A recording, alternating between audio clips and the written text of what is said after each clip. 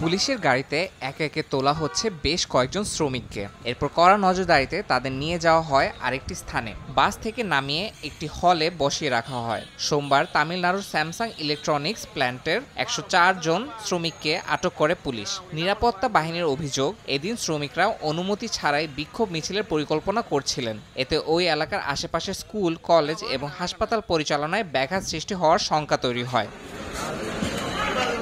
চেন্নাই শহরের কাছে Samsung home appliance প্ল্যান্টের শ্রমিকরা গত ৭ দিন ধরে ধর্মঘট করছেন। তাদের দাবি, বাড়তি মজুরি প্রদান, ভালো কর্মঘণ্টা নিশ্চিত করা এবং centre for Indian trade union সমর্থিত একটি সংগঠনকে স্বীকৃতি দেওয়া।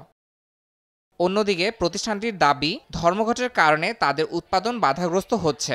এছাড়া বাইরের শ্রমিক সংগঠন সমর্থিত কোনো ট্রেড ইউনিয়নকে স্বীকৃতি দিতেও আগ্রহী নয় বলে জানিয়েছেন তারা। যদিও দ্রুত সমস্যার সমাধানে শ্রমিকদের সঙ্গে আলোচনা শুরু করছে কর্তৃপক্ষ। ইয়াসিন মোহাম্মদ জিসান, সময় সংবাদ।